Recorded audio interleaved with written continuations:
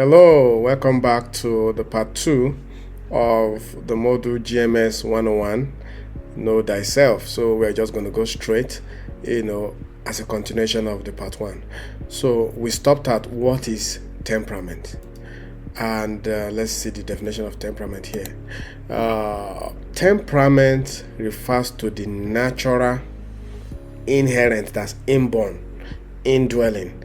It refers to the natural, inherent personality traits and behavioral patterns. Sounds like a lot of grammar.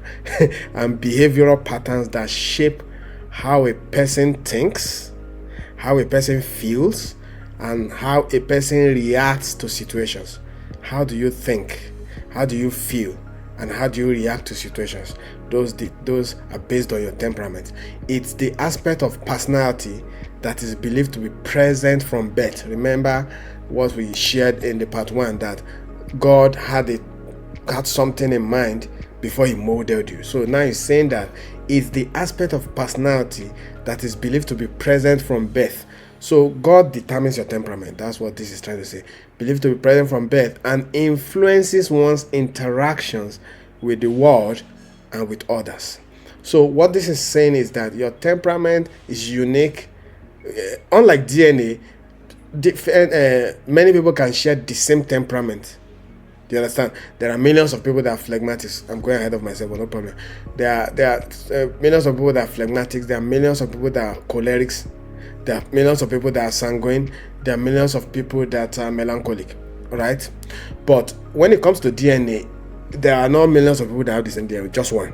But when it comes to temperament, there is a whole lot more diversification where millions of people can have these temperament traits. All right? But whatever your temperament is, it was given to you by God for a particular purpose. You act the way you do. Remember this book by Tim LaHaye, Why You Act the Way You Do. You'll be like, why am I easily moved to tears? Why am I easily angry at situations when it's not going my way? Why do I want to control the situation? Those things, why you act the way you act, is embedded in your temperament, and that's what we're going to deep dive into in a bit. Does that make sense to you? Yeah, it does. I believe it does. So do you know your temperament? Now that you know what temperament is, the next question is, do you watching this broadcast right now, do you know your temperament? Do you know? Let's take a look at some of these temperaments. Now, there are 4 types of temperaments. So one is sanguine.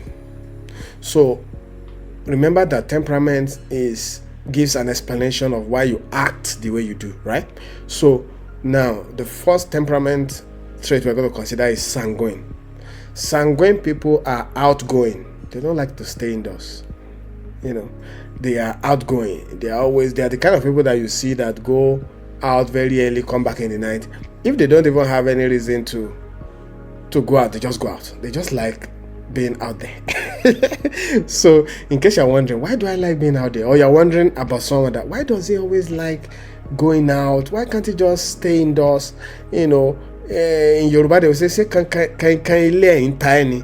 I don't know the meaning. I don't understand why they use those specific words, but what it means is that the ant in your house does not bite you. I don't know how that correlates, but what it means is that, why don't you just stay indoors? People just look at some other people and be like, why don't you can lay in tiny? Why don't you just stay indoors? Well, they can't stay indoors because they're sanguine. That's the answer to that. Okay, so if you understand that, when you see them, they don't like to stay indoors, you know why. They're sanguine. Well, it's not only sanguines that are outgoing, but sanguines are outgoing. Okay, so they are outgoing, they are lively, they don't know dull moments, and then they are sociable. Like now, for example, my son, me, I'm melancholic. I'm the opposite of all these things. I am ingoing. I'm not outgoing. I am not a very lively person. Forget this jovial me that is teaching you. I'm not a very lively person. I don't consider myself so. And I'm not a very sociable person. I can be indoors. I can be in a city for 3 months and not reach out to anybody. So I'm the direct opposite of all these 3.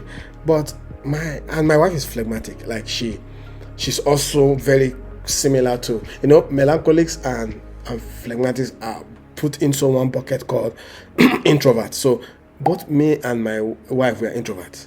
But now we gave birth to our boy, and this boy is the exact opposite of the both of us. This boy is outgoing. If usually children don't like school, but once the school bus comes and he hears that horn or honking, he whatever he's doing, whether he's ready to go or not, is already going towards the door. And I'm like, I mean, this not me. This not your mom. He's outgoing. He's lively. Like, for example, now he's going to come in today. He's going to come in anytime soon now. And the minute he comes in, now that's the end of this video. Because he's going to be up and about. Usually, you come from school and you're supposed to feel like. You're supposed to feel like, what's the word? You're supposed to feel like you're tired, you want to sleep. Not my boy. He will be everywhere, living room, guest room, everywhere, scattering everywhere along the way. So lively and then sociable. Oh, if we're taking a stroll in our estate, he will greet everybody, young, old, male, female. So sanguine.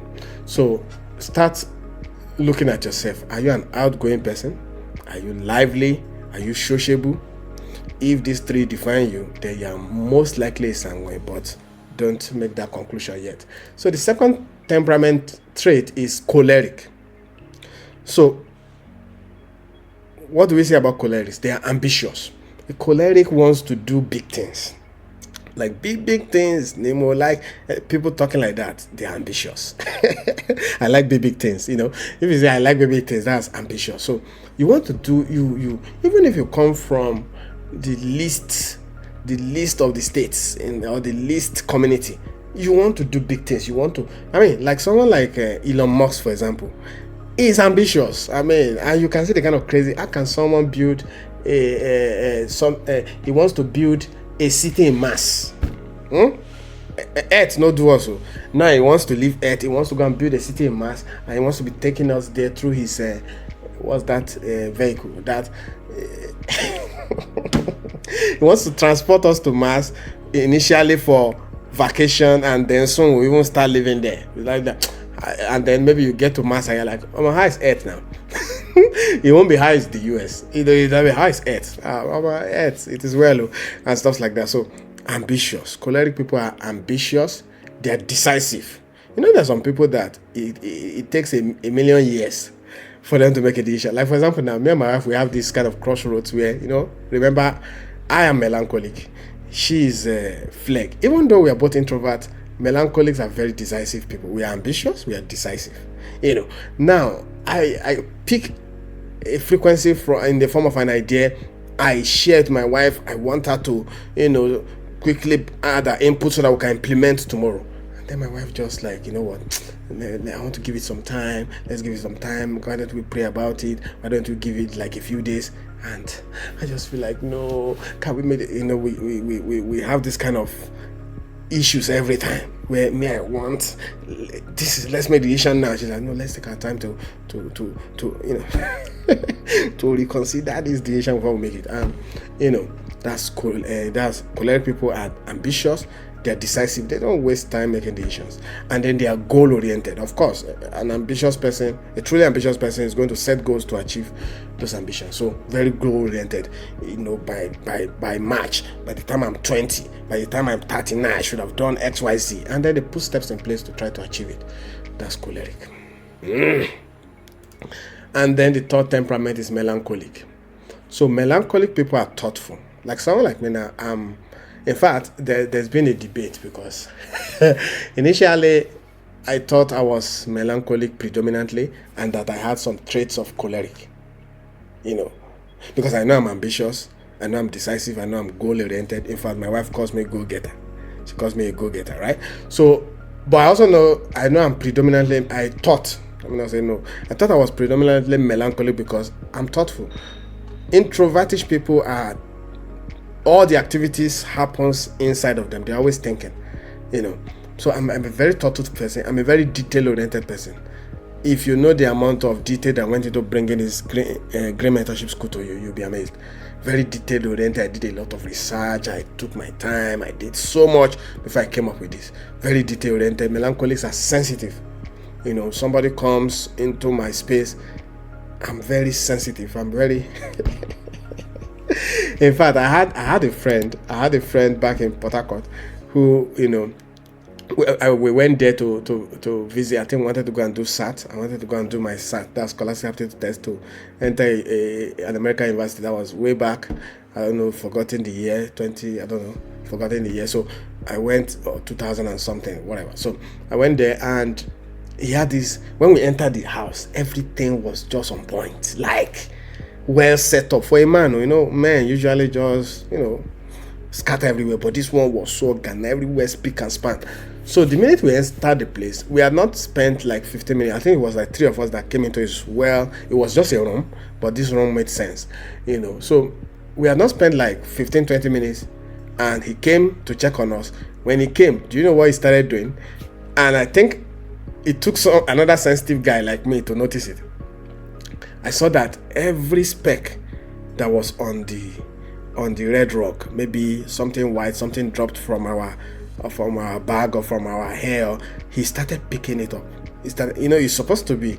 He shouldn't do that while we're there, because I don't think that's the right thing to do. But he didn't even remember that we're there. He was just being a melancholy. So he was picking everything that was on the ground that we left there, because we met his pick and span, but in 15 minutes we were already messing up his space. So he was picking things, arranging things, while he was also talking to us. What are you going to eat? What do you want to drink? But he's picking stuff, right? That one was another level of melancholy. I'm like that. My space. In fact, one of the issues I have is that I have a room.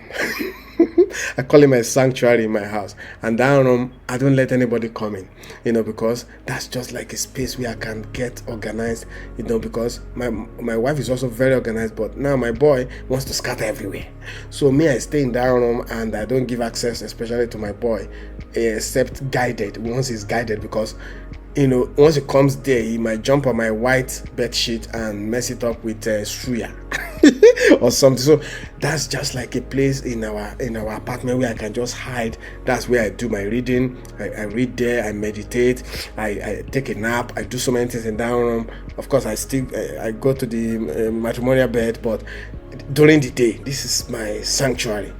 Just because. And if you get to that place, speak and span, no sun messing up things for me, if you understand what I'm saying. So melancholics are thoughtful, they are detail oriented, and then they are sensitive. And then finally we have phlegmatic. My wife is a phlegmatic. My wife is calm. They are calm, they are reliable, and then they are peaceful people. All right, they are calm, they are reliable, they are peaceful. So these are all the four temperaments. And so you can be sanguine, outgoing, lively, and sociable. You can be choleric, ambitious, decisive, and goal-oriented. You can be melancholic, thoughtful, detail-oriented, and sensitive. You can be phlegmatic, calm, reliable, and peaceful. And I want to put it to you that you can mix the two. Some people have 2 or 3 of these traits. They have a dominant trait, and then they have a secondary trait. So for example, me, growing up, I could easily identify when I started reading Tim LaHaye's book, Why You Act the Way You Do. I was able to immediately identify that I was a melancholic. I was predominantly melancholic, which means I was thoughtful, detail-oriented, and sensitive, and that I had a second trait as a choleric, because I was also, as much as I was thoughtful, detail-oriented, and sensitive, I was also ambitious, decisive, and goal. I don't waste time with decisions, right? So I had melancholy was my dominant trait, and then choleric was my secondary trait. But it seems like now that I'm 40, or two years into 40, or 3 years into my 40th birthday or year on earth, it seems like my choleric, before it was melancholic was here. Was like melancholic was here, choleric was close by here. But it seems like now, in fact, and my wife was the first person to point me in that direction. She says I am now more choleric and then melancholic. She now says now my dominant trait is choleric, and that my secondary trait is melancholy. So initially it was like this, and now it seems like this, because she says I'm a lot more ambitious, I'm a lot more decisive, I'm a lot more goal-oriented, And even though I am still thoughtful, detail oriented, and sensitive, not as much as I am ambitious, decisive, and goal oriented. So you can take up some of this mix, okay? And you can have both. You can have a primary trait and a secondary trait. In my case, initially primary was melancholic, secondary was choleric. Now there's a switch. Primary is looking like choleric, and then secondary is melancholic. Anyways. Now you know the 4 temperament traits. So now the next thing we want to look at are typical careers for each temperament. So one of the things that knowing your temperament can do for you, it can help you in choosing careers. People just jump into a career because they call it high paying job, whatever pays the bills, and if it's paying the bills well, then that is the career you should go after. Wrong. Your temperament can give you clues into the kind of career that you should be doing. For example, a melancholic, someone like myself, or a melancholic would not want to, would not want to be a coach. Well, maybe they want to be a coach, I don't know. They would not want to do anything too outdoor. Melancholics don't like things that you have to do outdoor. Like, for example, now, personally, I don't like leaving my house to go to work. So that was why it was easy for me to choose a career path that would mean that I work from home. Are you beginning to see what I'm saying? You must take careers that align with your predominant traits. So typical careers for each temperament. Let's take a look. So we have sanguine. So the outgoing, lively, and social people. Sanguines thrive in careers that allow for social interaction. Sanguine and outgoing. So any career that allow for social interaction, that allow for creativity and flexibility, you'll find sanguines there. So they excel in roles where they can engage with others. They are people's person. Another description for sanguines are they are a people's person. They thrive well with people. Melancholics don't thrive well with people. They want to be in their space. They excel in roles where they can engage with others, where they can make connections. For example, a flight attendant should be a sanguine. Like, for example, if you enter a plane, those hosts and hostesses, because you're going to be engaging with people all the days of your working life, you should be a sanguine. Because people, the good, the bad, the ugly, you're going to interact with them. You must be a people's person, to be a flight attendant, for example. To be a flight attendant, do you understand what I'm saying? They excel in roles where they can engage with others, where they can make connections and enjoy a dynamic environment. They don't like routine. Sanguines don't like routine. They like changing dimensions. The people I saw today, like a flight attendant now, the passengers I interacted with in the morning, during the morning flight, is different from the one I'm interacting with during the afternoon flight. It's different from the one I'm interacting with at the evening flight. Do you understand what I'm saying? So, what careers are perfect for sanguines? Marketing, of course. I tried marketing. I have a story. Time will not permit me. I had a story. I went to a lady that owns a restaurant, and I came up with this fantastic idea to help go to banks. I was going to go to banks, in Abuja, and convince them to patronize her. So during break, her food will be like sent to them. They don't, especially banks that don't have like a canteen. I wanted to link her restaurant to these banks. These bank staff, bank staffs are so busy they can't go out to eat. So I wanted to bring her restaurant, as a kind of like a mobile canteen, to these banks. Very laudable idea, wonderful idea. I told her that that I'm not just going to tell you about the idea, I'm going to help you implement it. And she was so excited. She paid me. And what happened? I took a long time. I took 2 weeks before I could enter the first bank, because I felt too embarrassed, too ashamed. How am I going to walk up to them and start? It was so difficult. Sanguines will have done it in a bit. It took me, and eventually I failed at the project because and then the woman would just be like, this boy just has sweet mouth, he can't do the job. Well, that was because I didn't understand who I was. I am not a sanguine. I'm not great with marketing and sales. Mind you, I'm a copywriter. I'm a direct response copywriter. I'm a tech copywriter, which means I still sell stuff in my space. Do you understand what I'm saying? If you give me a product and you tell me to sell this product to millions of people online, I'm fantastic at it. That's what I do. I can do marketing behind the scenes, behind the typewriter. I can type and give you the way I was able to market to the woman and convince her to give me the contract. I wasn't able to implement it physically, brick and mortar. So that means I have the marketing gift, I have the sales gift, but I'm supposed to be doing it behind the scenes, behind my laptop. I'm not supposed to actually go physically to that shop. Do you understand what I'm saying? So marketing and sales, sanguines are persuasive, they are charismatic, and they enjoy networking. These are three things I do. I don't like to over convince. In fact, one of the reasons why I'm very excited that this program is free is that I don't have to convince you to buy it. I don't have to convince you to buy. In my previous endeavor, in my previous business, which was F Cube Academy, I was struggling. My team knows I was just struggling. Like, is there a way we can not just take money from this student, because it was just difficult, to convince people. Then people start saying stuff like, "Oh, maybe he's just trying to collect our money," and yada. Those things used to stress me. So when God gave me this mandate to treat GMS for free, the only concern I had was that how do I take care of my family? And once He provided a way for me to do that, the best job in the world. I don't like to persuade you to buy anything. So I just want to do my job of impacting knowledge. So in marketing, sanguines do well in marketing and sales because they are persuasive, they are charismatic, and they enjoy networking. Public relations. Sanguines do well in public relations. Sanguines excel at storytelling, of course they do. Sanguines excel at storytelling and building relationships. Okay. So I'm giving you careers that you can do if you identify as sanguine. Entertainment and media, of course. Just imagine me being a Wizkid now. Or imagine me being a Davido. Come on, man. Entertainment and media, jumping all over the place, going from one club to the other. I will fail woefully at such a career. Entertainment and media, acting. Sanguines are great with acting. Sanguines are great with music. Sanguines are great with hosting. I'm not a great host. I will tell you for free. In case tomorrow I am inviting you to come to my private space, don't expect a great host in me.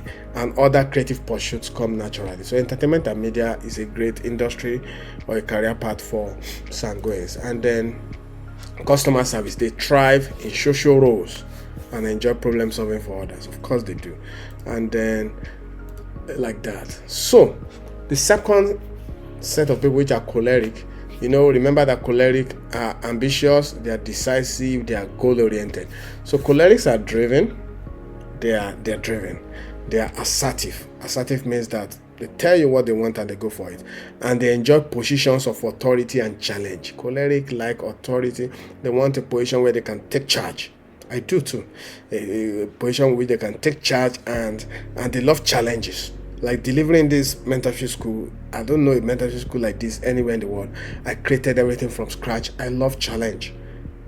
That's the choleric part of me, right? So they work best in competitive, fast-paced environments that allow them to lead, one, to make decisions and set goals. This defines me, actually. So that's why my wife is saying that I'm now more choleric than I'm melancholic. And I'm struggling to agree. I don't like identifying as choleric, but it be like, say, it's looking like that's who I have become now. I'm more choleric, but I'm still, my melancholic stuff creates the balance. Okay? So what careers? Of course. Of course, entrepreneurship. Cholerics don't like to work for anybody. Cholerics like control. And because they do, so the best careers for them will be entrepreneurship. Cholerics are natural leaders. There was once one lady said something very profound to me several years ago, I think, maybe 10, 12 years ago. She was like, she has studied me that I don't like to put myself, he said, I like to put myself in positions of where I can lead. That I don't like positions where somebody will be giving me instructions. And it wasn't like I was trying to do that. When she said it, that she has taken time to study me. I'm the one coming up with the ideas. I'm the one trying to lead something. I don't like to be led. Why? And she was saying it, because we were having some arguments and she said it. She didn't say it as a compliment, so I didn't like it. But over the years, when I started looking at myself, I'm like, okay, what she was just trying to say is that I'm choleric. She thought it was a bad thing, and that's the problem. If you don't understand people's temperament, you see, especially, and by the way, she was another choleric. So why do you think she was saying that? She was saying that because she wanted to be in control and take charge. I wanted to be in control and take charge. And because two masters cannot serve, and because it was seeming like I was like the higher choleric, she had to say that statement. Do you understand? So a flag would not have a problem with me leading, because a flag does not want to even lead. A sanguine maybe wants to be at the center stage, so I have a problem with a sanguine. But a melancholy, I don't know. So entrepreneurship, the cholerics are natural leaders with a strong drive to succeed. They have many projects that have kicked off, and when I start something, I want to finish it. That's just me. So entrepreneurship is a good career path for cholerics.